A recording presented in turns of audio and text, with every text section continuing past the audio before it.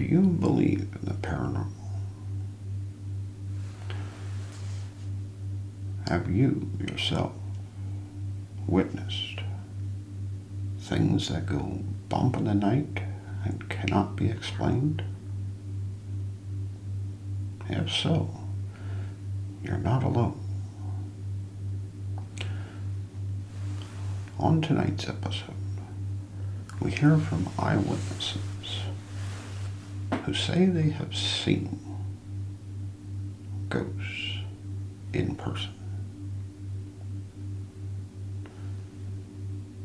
From a permanently docked ocean liner, the Queen Mary, to a stretch of road and cemetery in Chicago.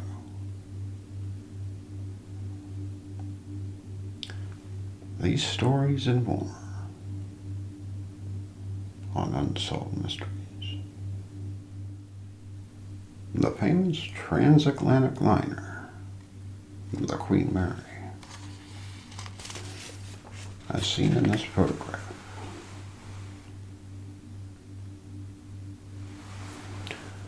is now permanently docked in Long Beach, California. On her decks and in her corridors, people have seen ghostly figures like the one pictured in this reenactment photo.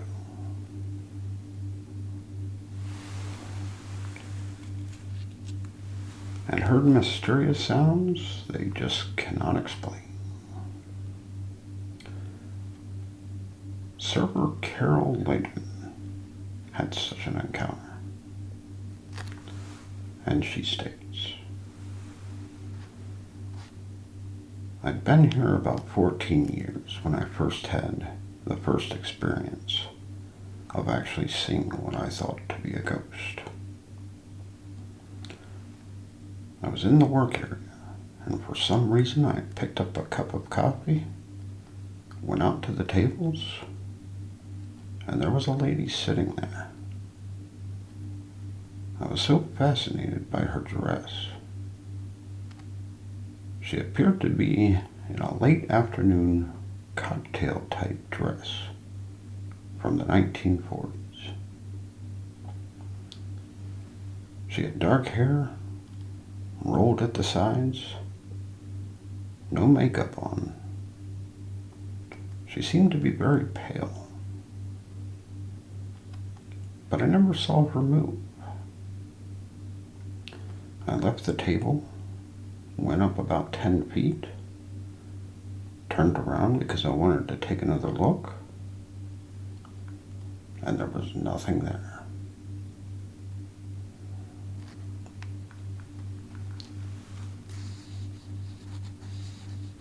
Former ship tour guide Nancy Ann once described herself as a hardened skeptic. Not anymore. And she states, "One day I was standing on the stairs of the pool, and out of the corner of my right eye, I saw a woman, probably in her 60s or 70s, in black and white. So I went down the stairs and around the pillar, expecting to find her standing there, but she wasn't anywhere to be found. It was only a matter of seconds. She couldn't have gone anywhere. Some say that one way or another, all places are haunted. That they hold on to memories of past events. Perhaps that explains the ghostly apparitions and unexplained sounds that haunt the Queen Mary.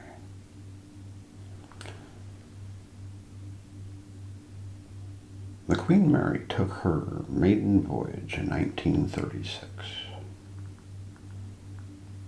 During the 5-day trip across the Atlantic, she was a floating party, a symbol of luxury travel in a gilded age. After her arrival in Long Beach in 1967, one of the first people to work on board was a marine engineer named John Smith. Several times over a 2-month period, John heard something unusual in the ship's bow when there should have only been silence. According to John, and he states, I could hear the sound of metal tearing, water rushing, and then men screaming. It sounded like there had been a rupture of the ship's hull. It was frightful. I went up to the extreme bow section of the ship. The sound was there, but there was no water, and nothing to cause it. I don't believe in supernatural things, but in all my experiences as a marine engineer, I'd never seen anything like this. Years later, John read about a tragedy dating from World War II.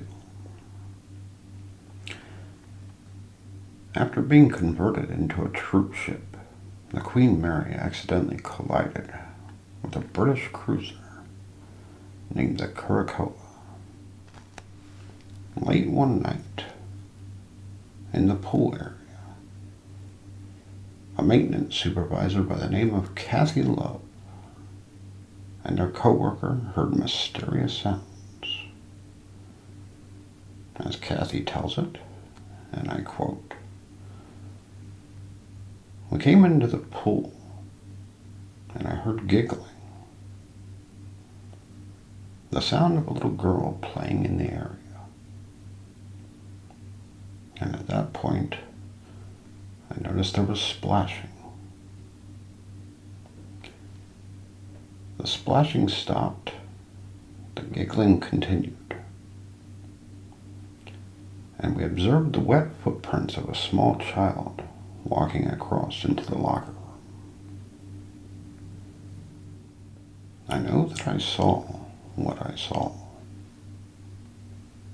I'm not sure exactly why I saw it, but I know it was there.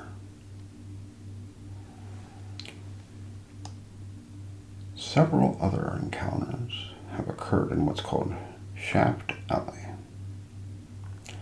deep within the ship, near the engine room.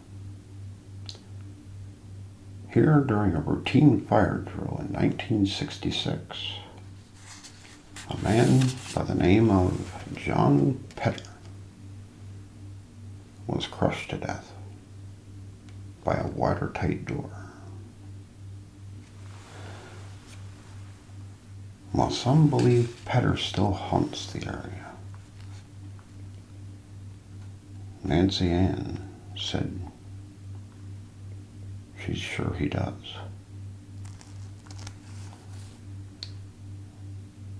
She tells us her encounter, and she states, I was working in the capacity of a lead guide, which meant my job was to close down the tour route and make sure that there weren't any stragglers left behind. And I don't know why I turned around, but I turned around, and standing right behind me on the step was a man. He had on blue overalls, and they were dirty. When I stepped aside to let him go by, he wasn't there. He was gone. I don't necessarily believe any other ghost stories that other people have come up with. I only know what I saw, and I only believe what I saw with my own eyes.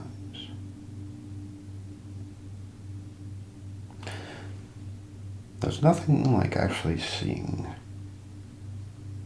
a ghost turn a skeptic into a believer. And judging from the recurring stories, if you want to become a believer, the Queen Mary is a good place to start. Up next on Unsolved Mysteries, we hear from eyewitness accounts of people who have seen and picked up a hitchhiking ghost. In January of 1979, a Chicago cab driver stopped to pick up a female passenger at the front gates of Resurrection Cemetery, the final resting place of more than 150,000 souls. But before he could let her in, the mysterious woman disappeared. The cab driver had just met Chicago's most famous ghost, Resurrection Mary. This is a reenactor photo of what the cab driver saw that night.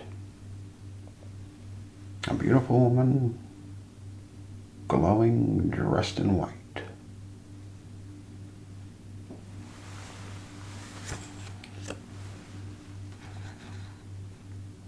Richard Crow was a local historian and folklorist at the time of the sighting. He states, "I think that all of the ghost stories worth believing in, Resurrection Mary is the one with the best documentation. The witnesses that I've found are remarkably level-headed, and they're primarily blue-collar, middle-class types who have steady jobs and who have no other major claims to psychic encounters in their lives.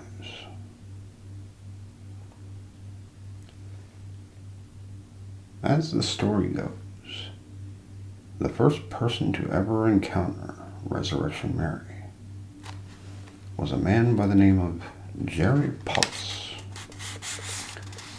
And this is a photo of Jerry.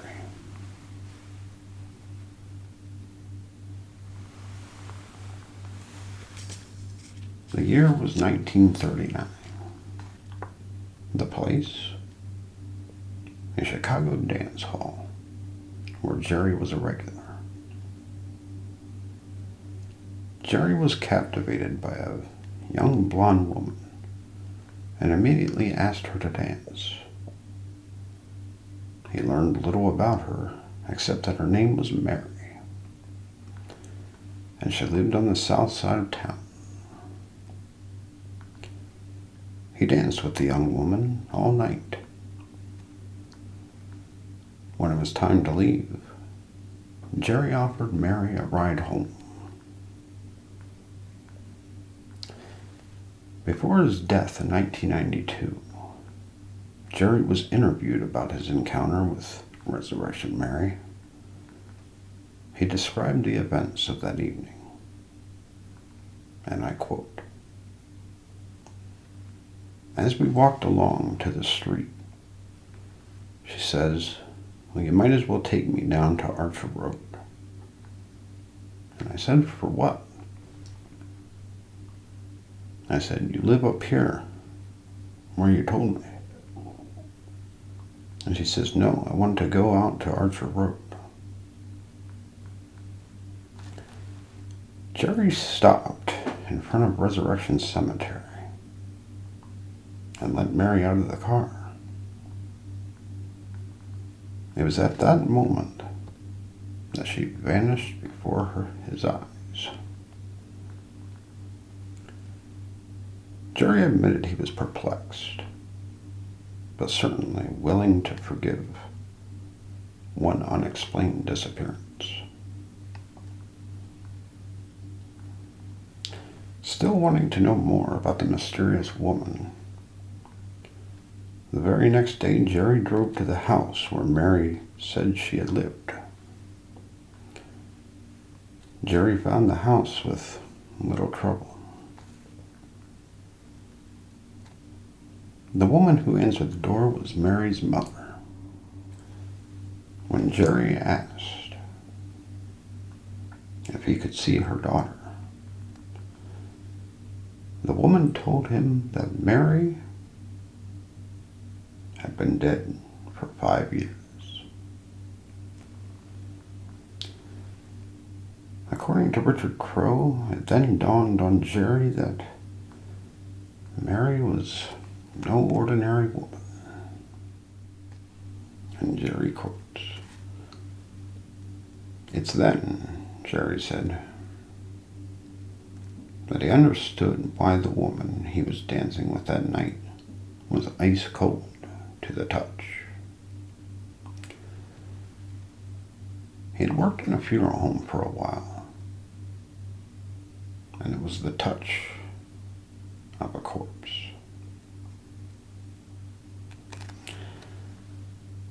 Years later, Richard Crowe learned the ghost was believed to be the restless spirit of a young woman named Mary Bregovy. This is a photo of the newspaper of Mary Bregovy. When she had been killed in a traffic accident in 1934. A month before her 21st birthday. She was laid to rest in Resurrection Cemetery in her favorite white gown. Over the years, Resurrection Mary has been seen time and time again at dance clubs, in taxis, and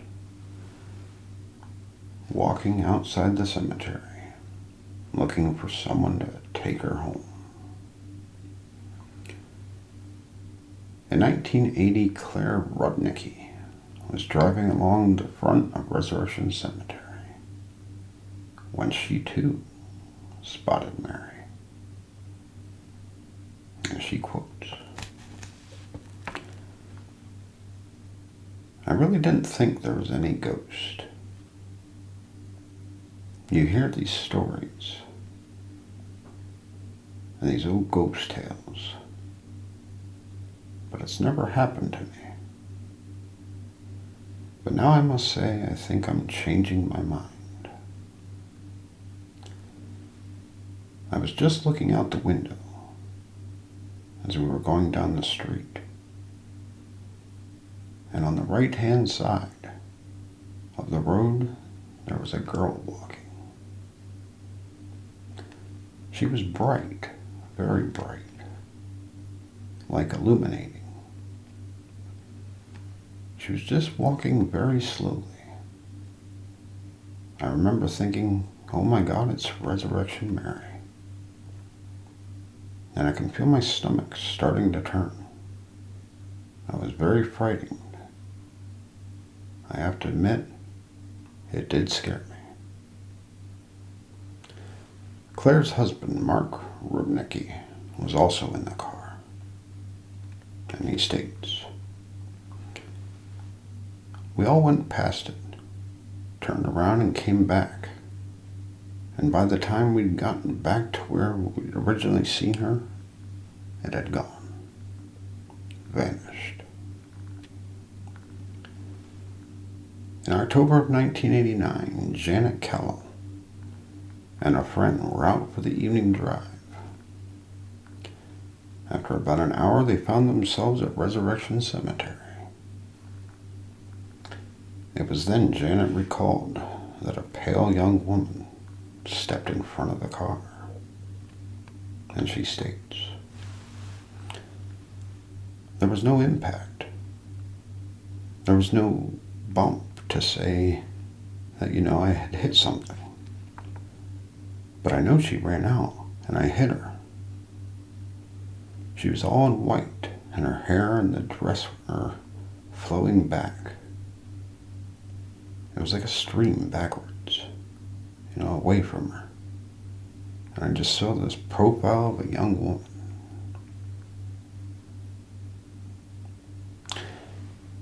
Does the ghost of Mary Gregory really haunt Chicago? Or is Resurrection Mary just an urban myth? In any case, should you find yourself driving in the city late one night and happen to spot a pale young woman in a flowing white gown, you yourself might just think twice about offering her a ride.